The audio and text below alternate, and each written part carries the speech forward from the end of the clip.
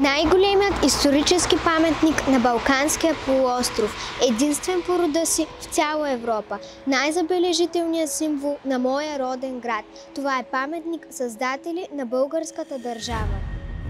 Много преди да стигнете до град Шумен, в далечината ще видите могъща фигура, която гордо се извисява върху Шуменското плато.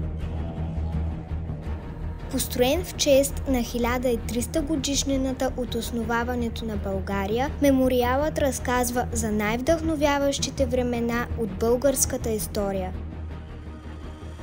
Съчетаващ футуристичен стил с елементи от старобългарската каменарска школа, величественият монумент буди възхищение и оставя трайно впечатление у всеки свой посетител. Тук ще бъде България, под това небе, на тази земя. Хан Аспарух, основателят, най-ярката фигура тук, показва, че тази земя е българска и винаги ще остане такава. Забитият в земята меч е символ на военната мощ и началото на българската държавност. До него гордо стоят фигурите на хан Тервел, спасителят на Европа, хан Крум, законодателят, и хан Муртак, строителят. Велики държавници и мъдри владетели продължили делото на Аспарух и разширили териториите на родината ни. Човек дори и добре да живее, умира и друг се ражда, и нека роденият по-късно, като види тези писмена, си спомни за този, който ги е направил. Княз Борис I, покръстителят. Фигурата му е приведена устремена напред, като че ли се взира в далечината, за да открие правилния път за своя народ.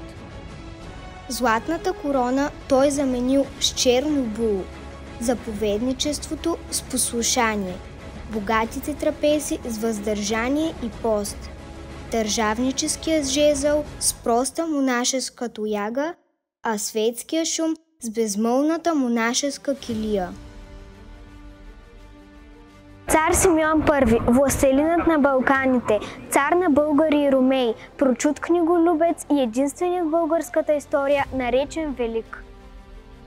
Вдигнатата му ръка приковава погледите и внушава царска власт, сила и решителност. Не случайно там, където се извисява Симеоновата композиция, е вградена капсула с завет към идните поколения, за да славят името българско и да помнят златния век на българската държава. Единствена по рода си в цяла Европа, великолепната мозайка триптих пресъздава идеята за развитието и възхода на България. От победителите към покръстването, книжовниците и будителите, от руническото писмо към глаголицата на солунските братя и кирилицата, писмеността на целия славянски свят. Увенчаващият композицията лъв е разположен на 52 метра височина, тежи 1000 тона и е изпълнен от 2000 елемента тъмен гранит. Стилизираната пеперуда зад него е символ на преминаването през различни метаморфози. Така, както в развитието си България преживява възходи и падения, но гордо пише своята 1300 годишна история.